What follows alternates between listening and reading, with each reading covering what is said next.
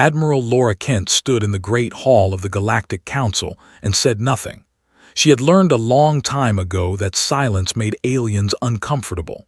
They expected humans to argue, to beg, to show weakness. She gave them nothing but calm eyes and folded hands. The hall was enormous. 12 raised platforms circled the central floor where she stood. Each platform held representatives from the elder races, species that had traveled between stars when humans still lived in caves. They looked down at her with eyes that held pity, amusement, and sometimes disgust. High Counselor of the Dominion leaned forward on his platform. His gray skin stretched over a skull twice the size of a human head, and his 4 eyes blinked in sequence. He had been speaking for 20 minutes about the threat, and now he was finally getting to the point Laura had been waiting for. The Empire has destroyed 17 colony worlds in the outer systems, said. His voice echoed through the hall like thunder. They advanced toward the heart of Council space. We need every ship, every soldier, every resource, and that includes the human fleet. Laura felt Senator Daniel cross-shift beside her. Daniel was Earth's diplomatic liaison, a patient man with gray hair and kind eyes that hid a sharp mind. He had warned her this moment would come. They had prepared for it for decades. The human contribution will be noted, continued. Your 200 vessels will join the front lines. They will buy time for our main forces to organize a proper defense. Laura understood what he really meant. Human ships would die first. They would be sacrificed so the elder races could prepare. It was the role humanity had played for 87 years in this council. The newcomers, the weak ones, the species barely worth acknowledging. A voice came from another platform. Ambassador Stone, a young human woman attending her first major council session, sat in the observation area. She was not supposed to speak, but Laura saw her hands tighten on the railing. Was learning the truth about galactic politics today. We accept the assignment, Laura said. Her voice was calm and steady. The hall fell silent, even seemed surprised. He had expected argument, negotiation, maybe even tears. The had cried when asked to send their ships. The had demanded compensation, but humans simply accepted death. You understand what you are agreeing to? Asked slowly. I understand perfectly, High Counselor. Counselor of the oldest race in the council, watched Laura with ancient eyes. They looked like tall, thin birds with silver feathers and long necks, had lived for over 2,000 years. She had seen empires rise and fall. Something about the human admiral troubled her, but she could not say what. Very well, declared. The human fleet will depart within 3 standard days. This session is concluded. The platforms began to lower as representatives prepared to leave. Laura turned and walked toward the exit with Daniel beside her. Hurried to join them, her face red with anger. How can you just accept that? Whispered fiercely. They are sending us to die, 200 ships against the Armada. That is murder. Keep walking, Daniel said quietly. Keep your face calm, they are watching. Laura led them through corridors of polished stone until they reached the human embassy. It was a small building compared to the massive structures of the elder races. Everything about humanity's presence here was designed to look small and unimportant. Once inside, Laura activated the security systems. Lights flickered as shields blocked all surveillance. Only then did she allow herself to smile. Send the message, she told Daniel. He nodded and moved to a hidden communication panel behind a painting of Earth. His fingers moved across controls that looked nothing like the primitive technology humans showed the council. The screen glowed with symbols no alien had ever seen. Protocol revelation is now authorized, Daniel said into the microphone. Repeat, protocol revelation is authorized. Begin phase 1. Stared at them both. What is happening? What is protocol revelation? Laura sat down in a comfortable chair and looked at the young ambassador. Was 28 years old. She had grown up believing that humanity was a minor species struggling to survive in a galaxy of giants. It was time she learned the truth. 87 years ago, when we made first contact with our scientists detected something interesting, Laura began. Hidden surveillance devices in their ships. They were scanning everything about us. Our technology, our weapons, our biology. They were deciding whether we were a threat. I know the history, said. They decided we were harmless. No, Laura replied. We decided to let them think we were harmless. His eyes widened. Daniel returned from the console. The message is sent. Our people on Earth received it instantly. Instantly? Shook her head. That is impossible. Earth is 40 light years from here. Communication should take weeks. It should, Laura agreed. If we only had the technology we show the Council. She stood and walked to the window. Outside, alien ships moved through the sky of Prime. Beautiful ships, advanced ships, the pride of the elder races. For 87 years, humanity has hidden, Laura said. We built our real fleet in secret. We developed weapons and shields and engines that would terrify every species in this council. We watched, we waited, and we prepared. Why? Asked. Because we read the communications between the elder races. We know what they plan to do if we ever became powerful enough to threaten them. Slavery, extermination, the same things they have done to a dozen other young species over the centuries. Felt cold. How strong are we, really? Laura turned to face her. The calm mask she wore in the council chamber was gone. In its place was something harder, something that had been waiting for this moment since before was born. Strong enough to make them regret every insult, every dismissal, every time they sent our people to die. They do not know it yet, but they just gave us the perfect excuse to show the galaxy who humanity really is. Far away, beneath the mountains of Earth, lights began to turn on in facilities that officially did not exist. Ships that had never appeared on any registry began to power up their engines. And in the cold darkness beyond Neptune, a fleet larger than anything the galaxy had ever seen started to move. The pretending was over. General Cole stood in the command center, buried 2 miles beneath the Rocky Mountains, and watched the screens come alive. Lights that had been dark for years now glowed with power. Maps showed the positions of fleets that no alien had ever detected. Protocol revelation confirmed. A voice announced over the speakers. All stations are responding. Was 63 years old. His father had worked in these hidden facilities. His grandfather had helped build them. 3 generations of his family had dedicated their lives to this moment, and none of them had ever been able to tell anyone outside the project. Dr. Pierce hurried across the command center with a tablet in her hands. She was the chief scientist of Project Vanguard, and she had not slept in 36 hours. Her red hair was messy and her eyes were bright with excitement. The cloud stations are online, she reported. All 12 construction yards are ready to launch. Commander Brooks looked up from his tactical display. He was most trusted advisor, a thin man with sharp eyes who saw patterns others missed. General, I am showing over 10,000 vessels reporting ready. That is more than we projected. The Titan shipyards finished their last batch early, replied. Good, we will need every ship. Brought up a holographic display in the center of the room. It showed the Sol system, Earth's home. But unlike the maps the Council had seen, this one showed the truth. Hidden stations orbited Jupiter and Saturn. Massive construction facilities floated in the asteroid belt. And beyond the orbit of Pluto, in the cold darkness of the cloud, an armada waited. Show me the fleet, ordered. The display shifted. Ships appeared. Not the small, slow vessels humanity showed to alien visitors. These were dreadnoughts, each one 5 kilometers long. Their hulls were black and smooth, designed to absorb sensor signals. Their weapons could crack planets. Their shields could withstand attacks that would vaporize Council ships. Beautiful, whispered. Nodded.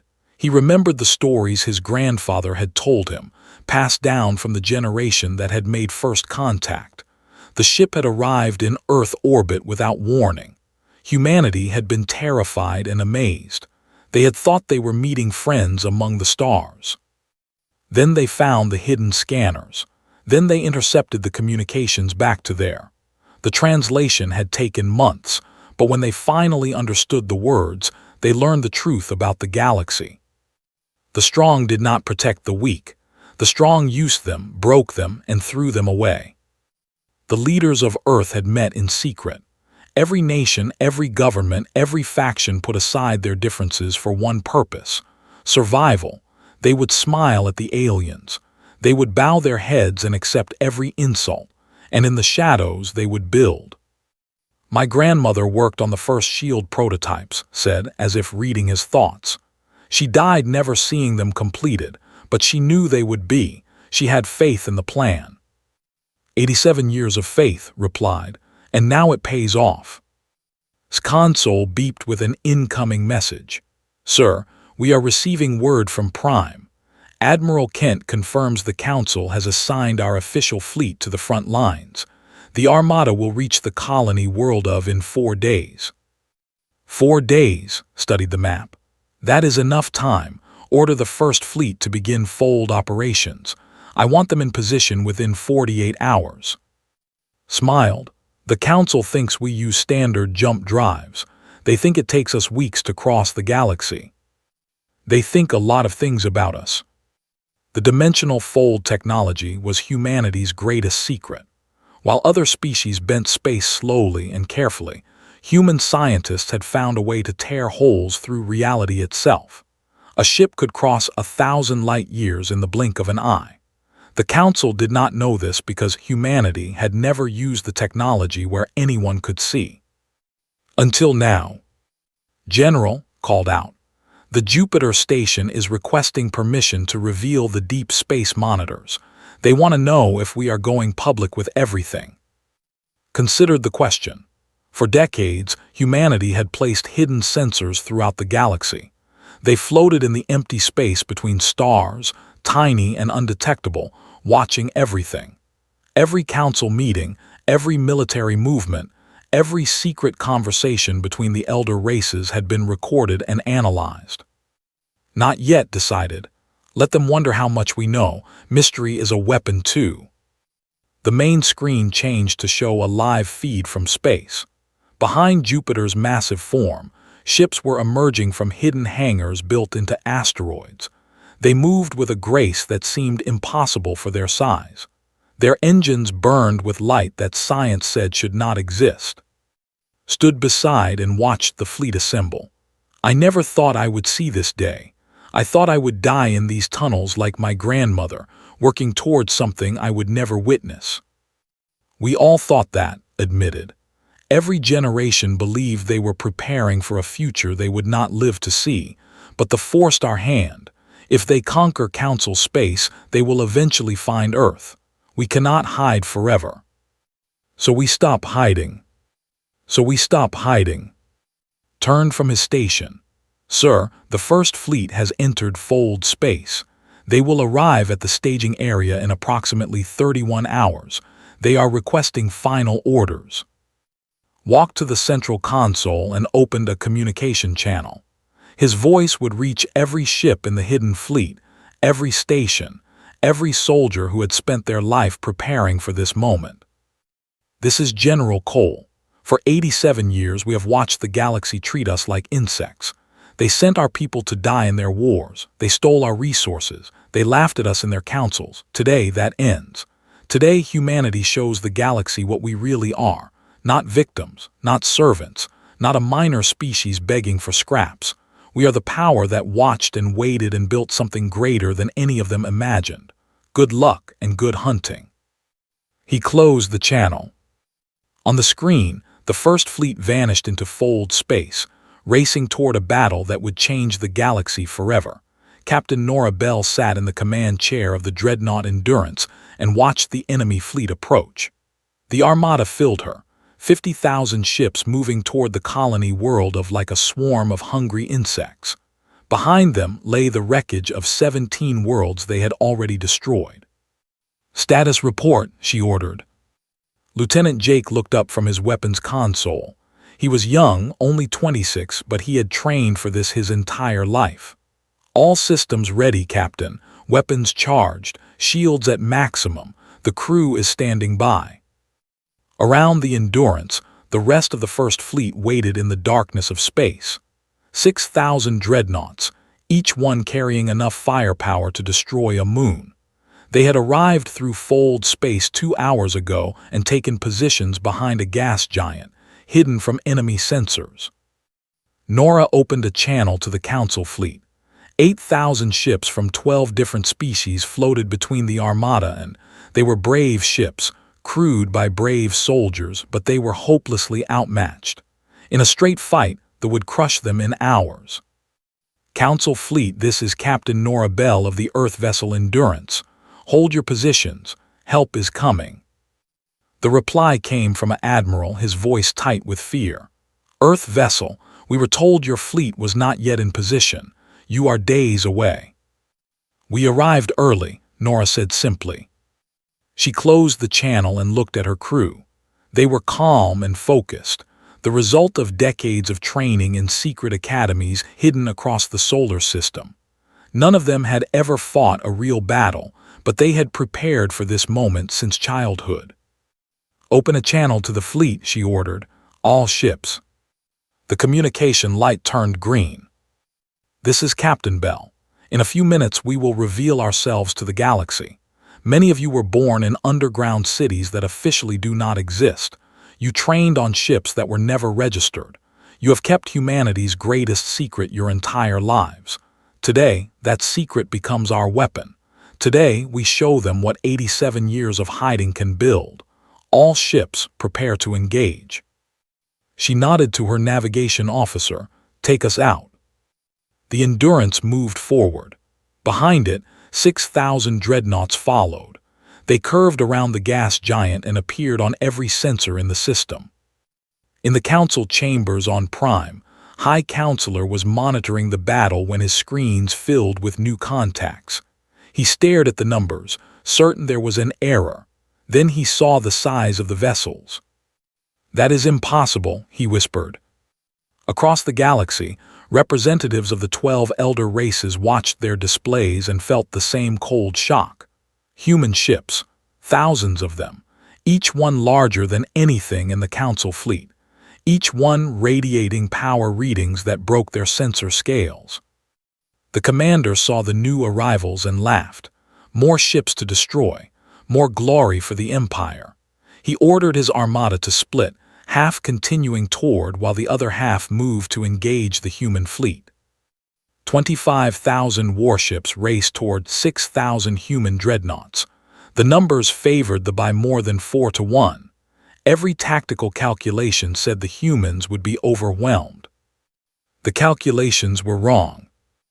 "Enemy fleet in weapons range," Jake reported. Nora leaned forward in her chair. "All ships fire." The Endurance shook as her main batteries released energy that could be seen from planets away. Beams of white light crossed the void between the fleets, moving faster than anything the galaxy had ever witnessed. They struck shields and passed through them like they were not there. The first wave of ships simply vanished. One moment they existed. The next moment they were expanding clouds of debris. Jake stared at his console. "Captain, we just destroyed 800 enemy vessels in a single volley." "Continue firing." The battle was not a battle. It was an execution. Human weapons tore through armor. Human shields absorbed everything the enemy threw at them without flickering. Human fighters launched from carrier bays and danced through enemy formations, destroying ships with surgical precision. In the council chambers, watched in horrified silence. Though the terror of the Outer Rim were being slaughtered, their mighty armada was breaking apart under human fire, and the humans had not lost a single ship. Admiral Laura Kent stood beside him, her face calm. She had arrived an hour ago and said nothing as the battle unfolded. Now she spoke quietly. We tried to tell you we could help." Turned to her, his 4 eyes were wide with fear. "What are you? What is this?" "This is humanity, High Counselor. The real humanity, not the weakness we showed you for 87 years. Although the fleet was collapsing, ships fled in all directions, their formation shattered. The human dreadnoughts pursued them with terrible patience, destroying every vessel that tried to escape. Captain Bell watched the enemy flagship desperately trying to retreat, target their command ship, disable their engines. The Endurance fired a precise shot that crippled the flagship without destroying it. Bell wanted prisoners. She wanted someone to return to the Empire and tell them what had happened here. 6 hours after the battle began, it was over. 50,000 warships had been reduced to drifting wreckage. The colony world of was safe. 3 billion council citizens would live because humanity had finally stopped pretending. In the council chambers, the representatives sat in stunned silence. Though all of them staring at their screens, trying to understand what they had just witnessed. Counselor the Ancient began to laugh. It was a strange sound, like wind chimes in a storm. The other representatives looked at her in confusion. "Do you not see?" said. "For 87 years we thought they were insects beneath our notice, and all that time they were watching us, learning our weaknesses, building their strength. We invited wolves into our house and called them pets." Slammed his fist on his console. "Emergency session. Now, every representative, every fleet commander, everyone, I want answers." Laura Kent nodded politely. "Of course, High Counselor, humanity is happy to explain everything." She smiled, and for the first time, saw something in that smile that terrified him more than the human dreadnoughts. They were not afraid. They had never been afraid. The fear had always been a mask. And now the mask was gone forever. The emergency session of the Galactic Council was the largest gathering in 100 years. Every representative from every elder race filled the Great Hall. Military commanders attended through holographic projection. Even retired leaders who had not appeared in public for decades came to witness this moment. Admiral Laura Kent stood in the center of the floor, exactly where she had stood 3 days ago when she accepted the suicide mission.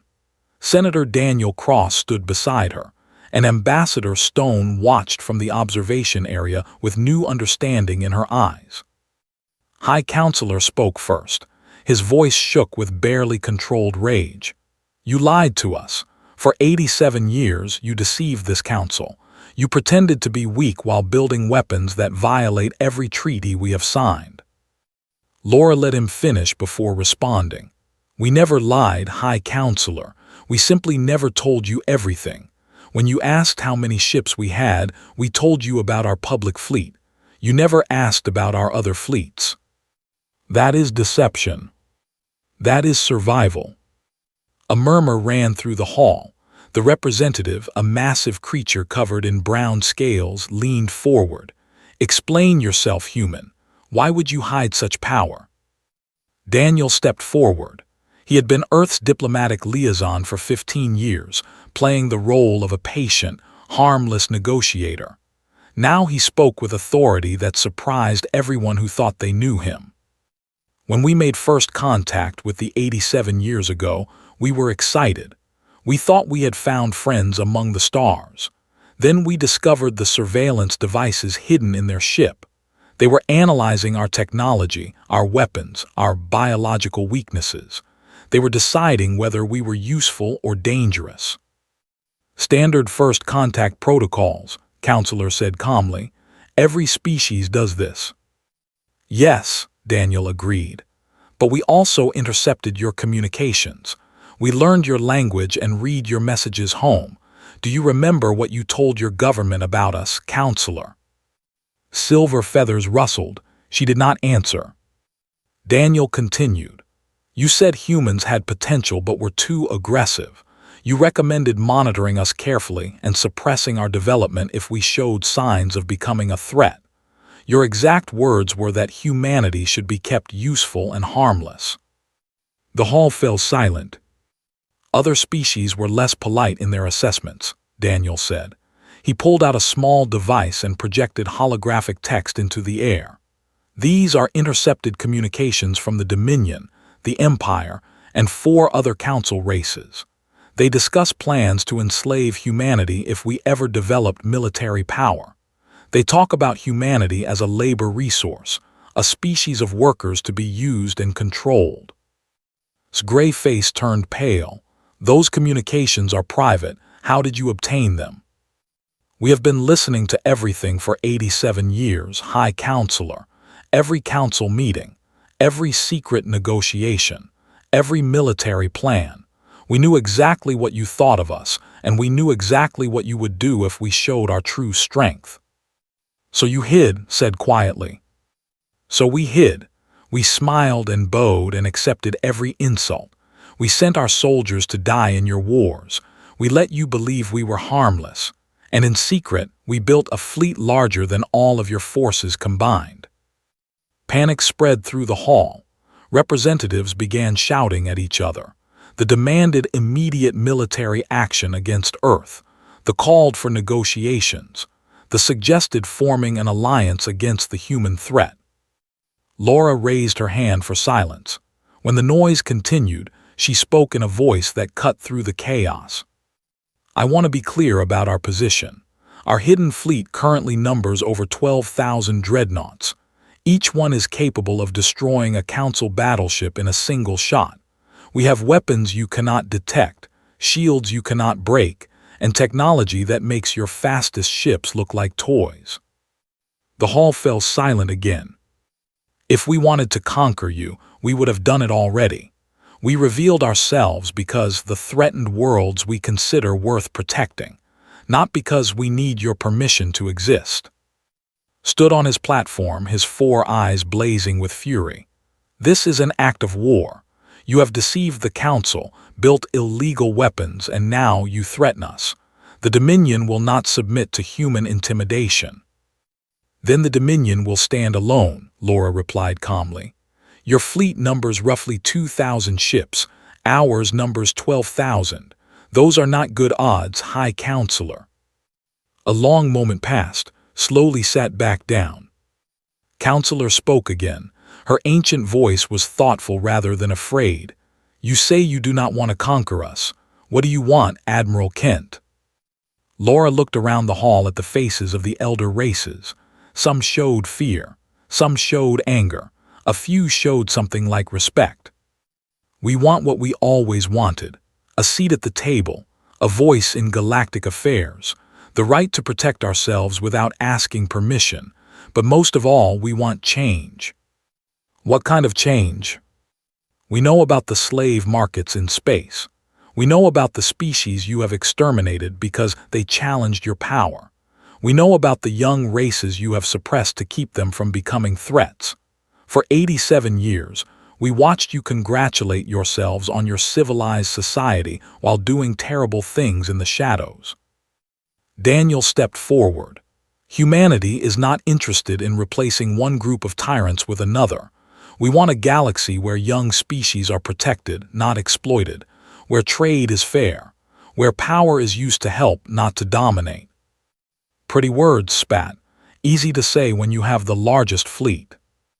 Yes, Laura agreed. It is easy. That is the point. For 87 years, you had the power and you used it to crush anyone who challenged you. Now we have the power. The question is whether we will make the same mistakes you did. She paused and looked directly at. We choose not to. Began to laugh again, that strange wind chime sound. You have been planning this for nearly a century. The patient hunters. You let us think we were the predators while you built your trap. I have lived for 2,000 years, and I have never seen a species play the long game so well. She stood, her silver feathers catching the light. The will support the humans. It is clear that the old order has ended. Better to be allies of the new power than enemies. One by one, other races began to shift their positions. They remained defiant, but they were alone. The galaxy had changed in a single day, and everyone in that hall knew that nothing would ever be the same again. Laura watched them scramble to adapt and felt no pleasure. The hard work was only beginning. 6 months had passed since humanity revealed its true power to the galaxy. Admiral Laura Kent stood on the observation deck of her flagship, the Resolute, and watched stars drift by in the endless darkness. So much had changed. So much work remained. Senator Daniel Cross had been elected as the first human High Chancellor of the reformed Galactic Council. The elder races had accepted the new order with varying degrees of grace. They and several others had embraced the change. They and their allies had resisted at first, but faced with humanity's overwhelming military advantage, they had eventually agreed to the new system.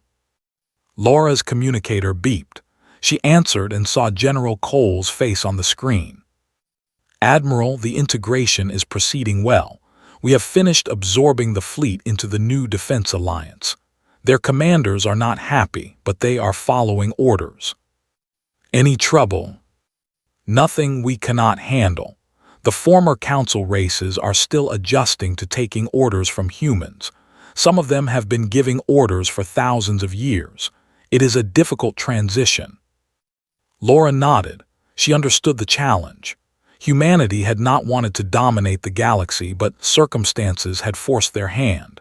The threat still existed, weakened but not destroyed, and there were other dangers beyond the borders of known space. Someone had to lead, and humanity had proven they were capable. "Keep me updated," she told. "I am arriving at the in 6 hours." Raised an eyebrow. "The peace negotiations." "Yes, Chancellor Cross wants a permanent treaty. No more war, no more threats. He believes they can be brought into the new order peacefully." "And you, what do you believe?" Laura considered the question. "I believe we have a choice about what kind of power we want to be. The elder races ruled through fear and force. They destroyed anyone who threatened them. We can do the same, or we can try something different." Smiled slightly. "Mercy, you want to show them mercy." "I want to show them that strength does not require cruelty. That is the whole point of what we built." 6 hours later, the Resolute entered orbit around the. It was a harsh planet, covered in red deserts and black mountains. They had evolved in a brutal environment, and it had shaped them into a brutal species. They had conquered their neighbors through sheer aggression, and they had expected to conquer the galaxy the same way. Then they met humanity. Laura transported down to the surface with a small escort. Captain Nora Bell insisted on coming along, her hand never far from her sidearm. They were met by officials who led them through a fortress of dark stone to a meeting chamber deep underground. The Emperor waited for them there. He was ancient by his species' standards, his scaled skin cracked and faded with age. His eyes still burned with fierce intelligence, but his body had begun to fail. He had watched his mighty armada destroyed by human weapons. He had seen his empire's expansion stopped in a single day. "Admiral Kent," he said in a voice like grinding rocks, "you come to dictate terms." "I come to offer peace," Laura replied. "Real peace, not surrender, not subjugation, partnership." The Emperor's eyes narrowed. "The elder races would have demanded our destruction.